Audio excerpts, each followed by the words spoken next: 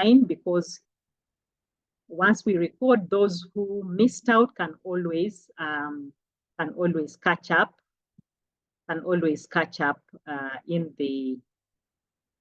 In our YouTube. Let's check what I have attached. I'm attaching a business plan. This is quite serious, okay? But Sarah, you're most welcome. And I think I can project from my end, if you don't mind. I can project from my end. Is that okay? That's fine. Yeah, that's okay. Okay. Let me just put the right slides up. I'm waiting for an interview. So I was revising the business plan. That's why I have it so close to me here. But thank you, Sarah, for coming, and a little bit of what Majesty does. Majesty is a consultancy company that's on a mission to equip and resource you with personal development, organizational development, and business development services so you thrive. Ours is, at the end of the day, we have confident individuals, businesses, and people, confident, focused, and decisive. And how we do our business or deliver our mission is through speaking, like we are doing here. This is one of our services that we provide pro bono, because we believe in sharing, so as part of causing impact. So it's not just about paying us, but we are committed to sharing information for those who want to receive it. And like I said, this is our 8th topic, personal branding. And before, we have had other topics. We invite you to go to our YouTube channel to look at other things that we have there. Maybe another thing that I need to mention as part of the announcement is an upcoming Teens and Twins Day program that looks at the years 9 to 19. So we have a Teens and Twins mentorship program we hold every holiday, and this one we shall be having it on the 31st of August here at Namugongo Choto. So if you have not registered, I will ask Prudencia to just put in the link, that particular program, so that you can register your children or your sisters or your siblings, because we are really committed at having children or the next leadership who come that are focused. And you can see very interesting topics we are covering, getting your priorities right, taking charge of your personal growth. We are doing this as part of our personal growth pillar. When we do the lunch and learn, is part of our personal growth.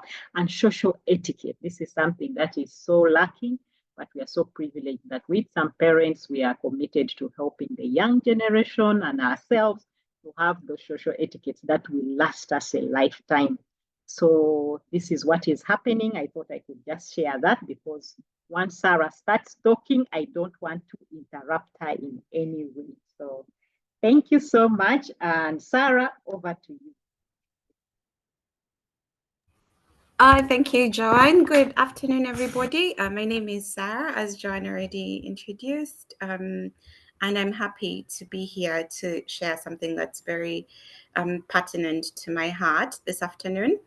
I think, just in the interest of housekeeping, we do have a lot to cover, and so I'd like to move fast through the presentation, and then we can drop questions in the chat, and we can have a Q&A session afterwards. I hope that's okay with everybody. Personal branding is a very broad topic. It has so many layers to it, so many tentacles, and we could spend an entire week speaking about it. So compressing this in 15 minutes is going to be a bit of an interesting dynamic.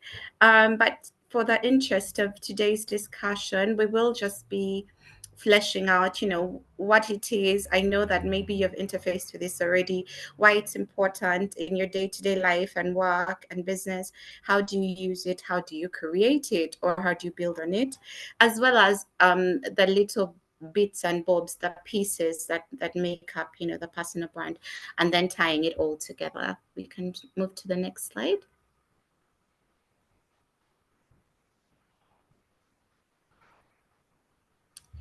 So Yes, we can go to, yes, this one. So I'd like you to look at this, to reflect on this. When you see this image and this person's name, what immediately comes to mind?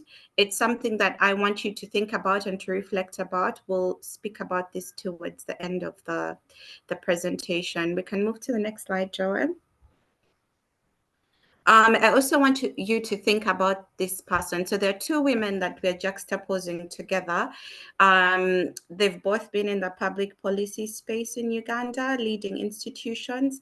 But when you think about them, when you think about their work, it might elicit different connotations to who they are, to what they do. And so I want you to think about that. And when you think about Jennifer Musisi, what immediately comes to mind? When you think about Honorable Anita Mong, what immediately comes to mind?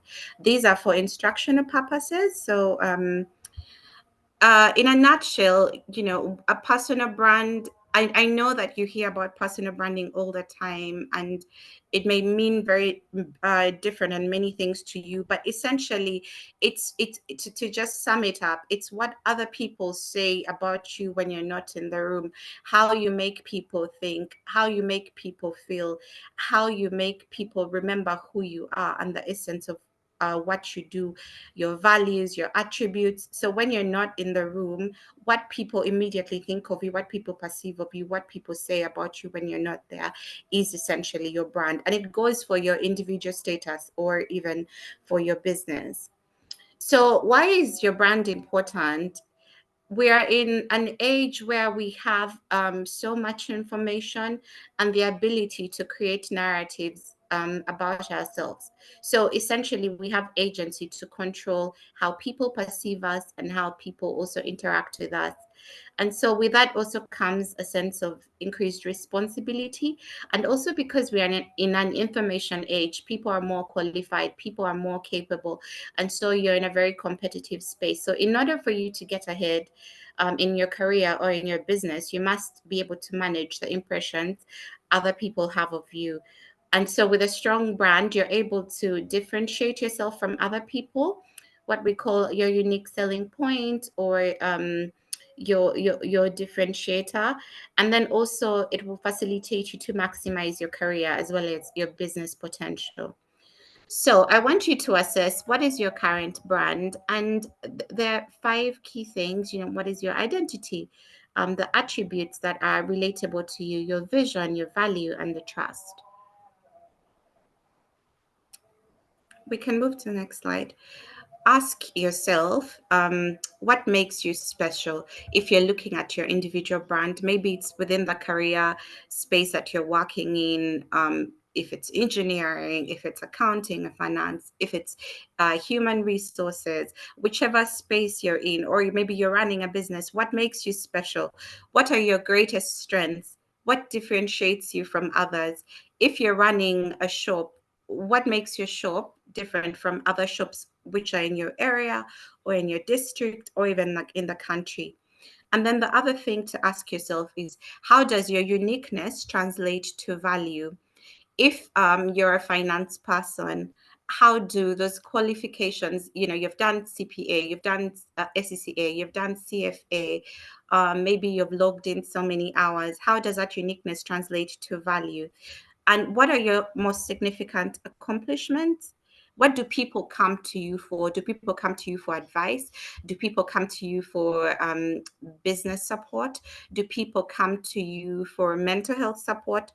And then the other thing to ask yourself is, what do you want to be known for? What is the legacy?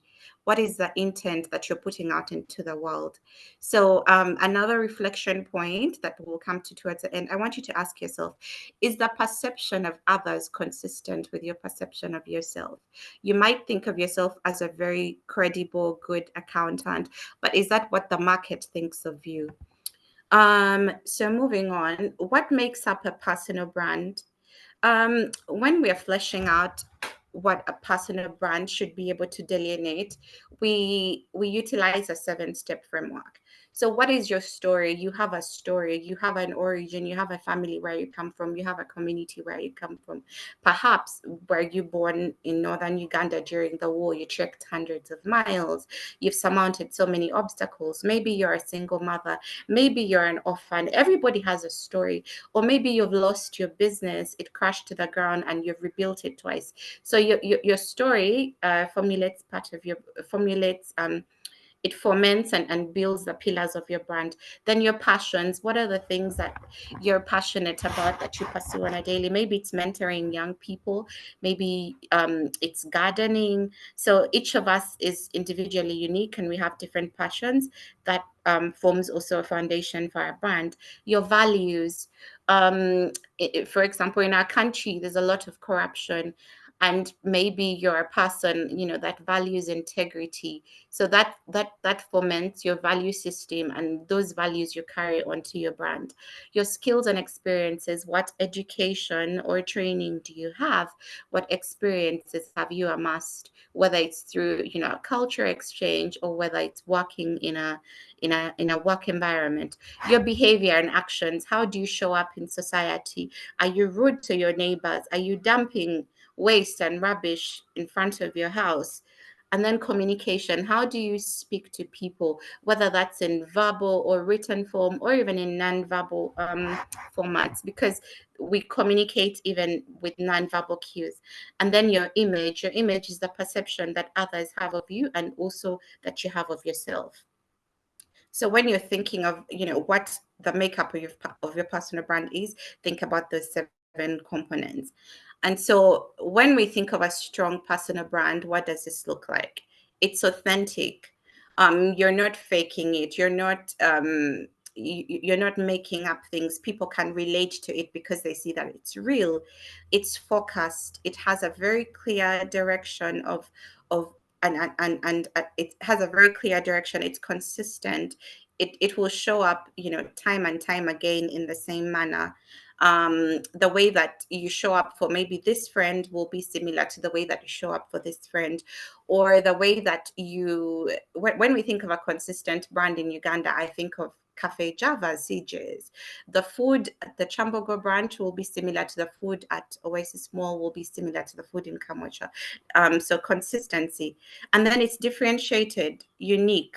A strong personal brand is unique. It's differentiated. People can tell the difference between your brand and another brand. It's also well understood. People and your stakeholders don't have to scratch their heads to think about, what essentially you're trying to sell or to bring to the table. And then it's widely known within your circle of influence or within the broader community. How do you use your brand? You use your brand, your personal brand, to introduce yourself verbally, visually, and in writing. Verbally, for example, you're at a conference and you're articulating who you are and what you do. Visually, imagery. Maybe that's with your business cards or your flyers and brochures. In writing, if you're documenting, say, for example, proposals, or you're writing an application and your resume and your CVs in written form. Then to create an aura about what you do and how you do it, you want to delineate yourself from the others who are on the market. You also want to demonstrate to others your beliefs, your values, and your abilities. And then if maybe you've had a rough patch and a rough past, you want to change or to clarify and create more positive perceptions of who you are and what you are. And then we also use our personal brands to create a sphere of influence in whatever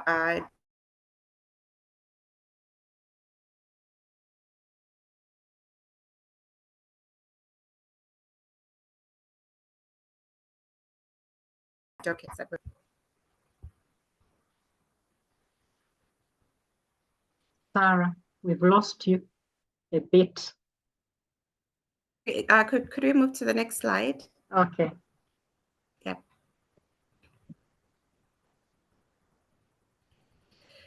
There are 3 simple strategies that we utilize to create our brands. The first is knowing your why.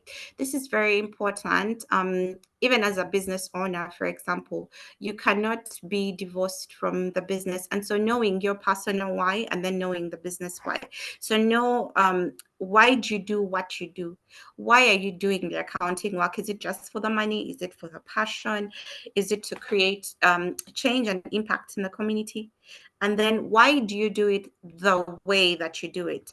So for example, at CJ's, there's emphasis on customer service, on timeliness. You'll never go to Cafe Javas and have to wait 45 minutes for your food. So the way that they're doing it is speaking a lot to their why. They want to give people a memorable experience while they're there in their restaurants. Why do you get up in the morning? What is it that gives you that oomph every day when you wake up? So understanding your why is a very important process in creating the brand. And then owning your differences, your individual differences, that will help you to create your unique selling proposition. Everybody is created very differently. All of us have different strengths, different weaknesses. And so being able to articulate the things which are different about you that make you have a competitive edge over the others is very pertinent. And then the other thing is finding your people. Not everybody is going to receive your brand. And so being able to identify your niche of influence and the people that are most relevant to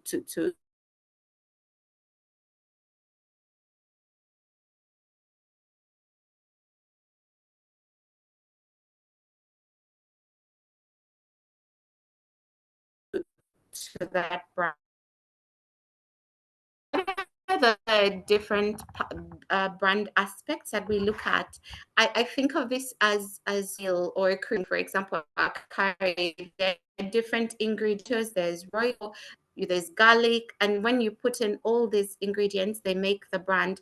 And so, what are those different aspects or ingredients, condiments that you put in to create your brand? Next slide.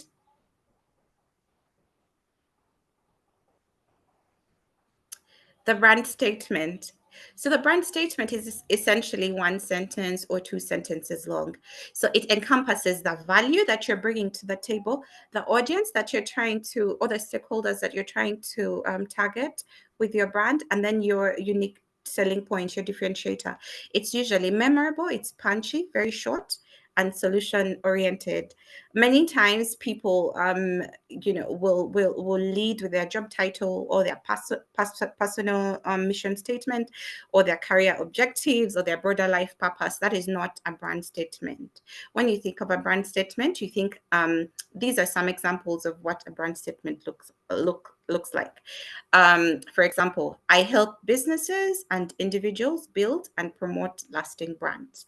That's short, it's succinct, it captures who we're trying to target, and it uniquely speaks to the differentiator that we bring to the table. Next slide, John. Apart from the brand statement, the other condiment that we bring to the brand is the tagline. So I like to think of a tagline as a signature. It's always sticky, it's memorable. So when I was putting this together, I thought of a couple of people that I know. Joanne, for example. Joanne's core business at Magister is to help businesses and individuals. And so, what would a tagline for Joanne, for example, look like? I help people to transform their businesses, their careers, and their lives. Sums up what she does. That's her tagline. I thought about one of my really good friends that's an incredible architect who has an even more artistic eye for interior design. She's called Catherine Nachiganda. And so what would her tagline potentially look like? Pro architect with an eye for exceptional interior design. So these are things that you can start to think about. Next slide, John. So where do we usually place taglines. I know that you've seen some of these already. When you go to, website homepages, you'll usually see taglines there, or on your social media profiles, or on business cards, on email signatures, and then even when, for example, you're receiving newsletters, whether they're physical newsletters or e-newsletters, we'll usually see taglines there. The other one is personality. A brand has a personality. You have a personality, and many times your personality, your individual personality can be tied into your brand personality. So a business or an individual or an institution with a personality is usually more relatable. People have relationships with personalities, not objects. You don't want to be some abstract figure out there and people cannot relate to you. So as you're reflecting today, start describing your personality as someone else would describe you. So in the news this week, we've seen MTN donating a pickup truck to the fruit vendor in Entebbe. So when we think of MTN's brand personality pegged to that PR moment, we are thinking of, MTN is compassionate, they're responsive, and they're connected quite literally to the needs of society. The next slide. We also want to think about, the imagery that's associated with us. Is it your dress code?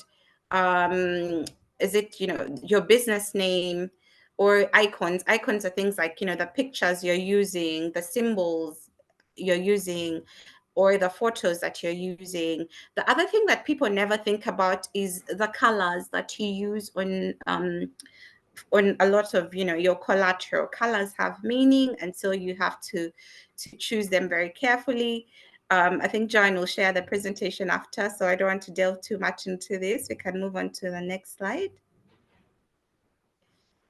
For example, when let's go to the how now. The how. We can move on to the how, John. The how of building the brand is consistency. Determine who you are as a professional or as a business with your core strengths. Your audience should know what exactly you bring to the table and what they're getting by working with you. So consistency is very key. Moving on to the next slide. Know your value. What is your worth based on your accomplishments, experience, expertise? I think, for example, many times people go for interviews, and because they have a very low estimation of themselves, they're not able to negotiate well for remunerations, whether that's in terms of payments or benefits. If you're a consultant, you're not able to negotiate for good rates because you've not ascertained clearly what your worth is and the value that you bring to the table. Moving on to the next. Then recognize your niche. We can't be a jack of all trades if we're going to be successful brands or to develop successful personal brands. Recognize your niche, build your niche, develop a sphere of influence around your niche, define the key people or the power players within your niche, and understand how they communicate so that you're able to strategically position within that niche. And then communication. You have to select the appropriate media for communicating, whether that's social media, newsletters, broadcast media, or if you're a business person, should you be building a website? If you're doing everything everywhere, there's usually very little return on investment. How do your stakeholders or the people that you want to target with your brand receive their information? Are they online? Are they offline? That will help you to ascertain, what the right channels are. How do you strengthen your brand? John, let's go to the next slide.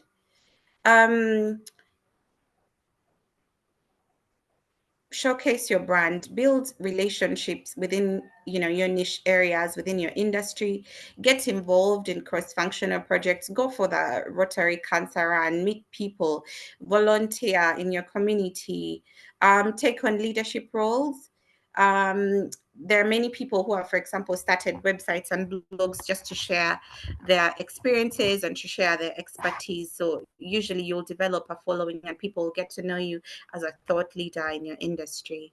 The next slide. Yes, so just a few parting shots. Branding is essentially about you as a person. A strong personal brand is not about how long you've been building it, but how well you've been doing it. Um, it must, I like to use the analogy of a wonderful, comfortable, good fit pair of shoes. It must make you feel happy and powerful. The brand must also fit the vision that you're building it for. It must feel good. At the end of the day, it should be adding value to you, and it should be telling your story, the story of your triumph, the story of your surmounting obstacles. Be proactive, promote your accomplishments. Now there are so many platforms, X, LinkedIn, share the things that you've accomplished. Maximize your participation across different fora, whether those are conferences, meetings, groups. Communicate effectively. Do not be rude to people. Use the right channels to communicate and stay relevant. Read up, sign up for courses, get to know the trends in your industry. Next slide. Next slide, John. Be strategic, I think, is your next slide. Yes, yes. So lastly, I think, choose the people that you associate with wisely. Bad company corrupts your brand. I wouldn't necessarily say morals, but if you're associating with people of dubious character, people of dubious integrity, that will bring that will taint your brand. And so choose your associations wisely. Have a positive attitude. Dress, act the part. Don't be shabby. Don't think, oh, I'm just going to the roadside, so I'll go with uncombed hair and torn slippers. Dress and act the part, and maintain a professional image online and offline. Stop picking up fights offline with people, abusing people offline. People will not take you seriously when it comes to your professional commendations. So in the interest of time, I think we'll stop here for now. It's been a lot, but I'm happy to take questions. Yes. I'm happy to take questions at Yes. this point. Thank you so much, Sarah. I know you have your brand name called Lala, which is very interesting and nice. You didn't tell it to us this time round, but yeah, but it's been a very wonderful presentation. I really like that tagline you've given me. I feel like, oh, that's why I even delayed on that particular slide. I help people to transform their businesses and their careers and their lives. That's what I actually do, but I never got an interesting tagline like that. Let me see if there are any questions in the comments. Any questions? Am I seeing? I am terrible at promoting my accomplishments. I need to learn how to do so in a comfortable. Any advice that you would give to Carol B? Carol is asking a question. Okay, so I think, Caro, you need to start with small, achievable goals.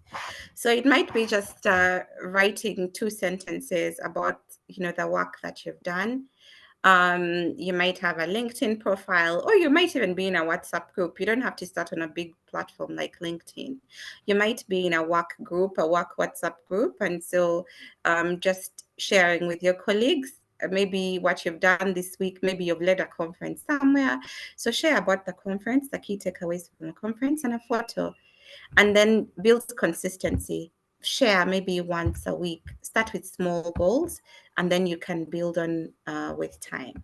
Okay. Amos is asking, can I build my personal brand in 2 things, like urban farming and philanthropy? And how long Yes. can it take me to build a strong brand? So those are the 2 questions there in the chat.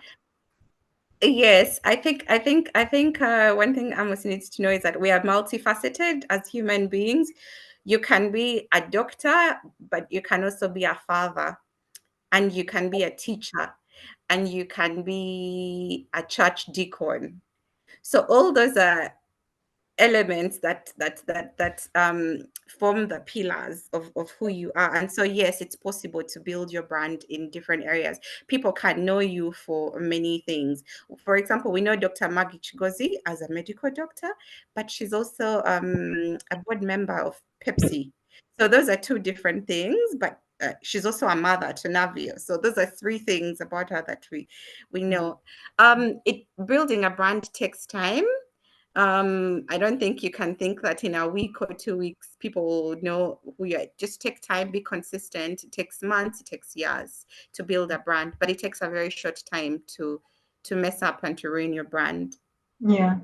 Yeah. And then people were very excited about the last quote you had, saying that mind what you're wearing or what you're doing at the roadside, because it also counts to your brand.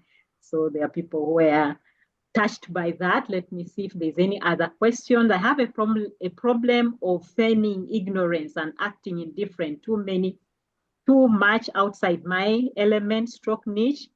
This has given me multiple personalities and I think paternalized me or something like that. How can I grow a dominant brand and be consistent? Okay.